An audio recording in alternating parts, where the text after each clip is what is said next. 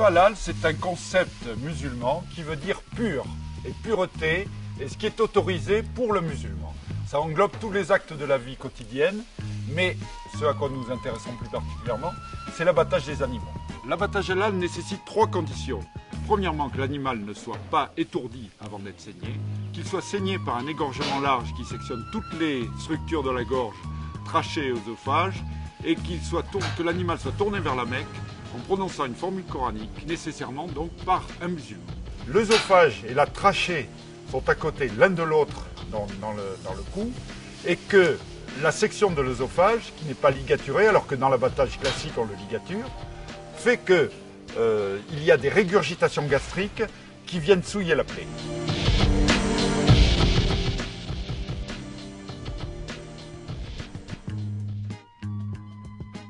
Alors, les risques du halal sont des risques sanitaires absolument énormes qui contreviennent au principe de précaution.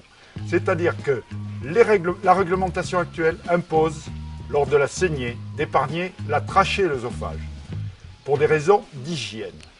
Et un vétérinaire qui se trouverait devant un animal abattu de façon halal et qui ne serait pas couvert par les dérogations pour abattage rituel serait dans l'obligation de saisir l'animal et la carcasse. Or là, non seulement il n'est pas saisi, mais il est mis dans le circuit général. L'animal n'étant pas étourdi peut mettre jusqu'à un quart d'heure à mourir de façon définitive, et c'est lié au fait que le cerveau continue à être irrigué par les artères vertébrales.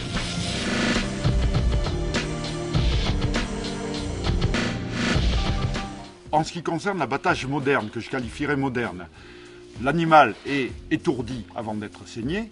Ensuite, il est saigné par une toute petite incision qui va chercher juste les vaisseaux sanguins, et non pas, on ne sectionne ni la trachée ni l'œsophage. Et de toute façon, une fois que l'animal est mort, on ligature tout de suite l'œsophage pour éviter que lors des opérations qui vont suivre, il n'y ait une quelconque souillure de la carcasse.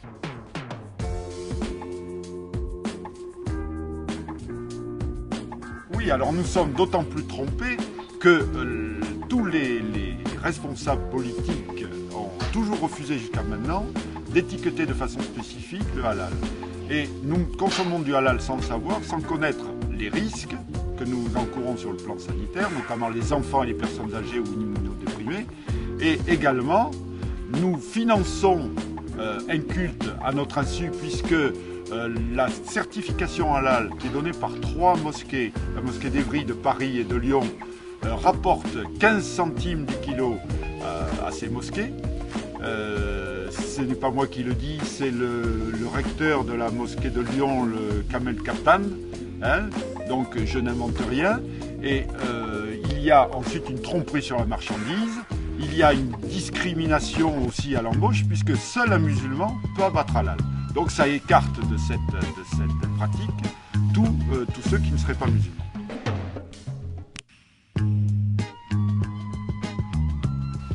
Eh bien, nous proposons d'abord une solution de bon sens qui a toujours été refusée par les dirigeants politiques, à savoir qu'il y ait un étiquetage spécifique de la viande qui a été abattue de manière halal. Ça, c'est le premier point, le premier stade. Mais nous voulons aller plus loin.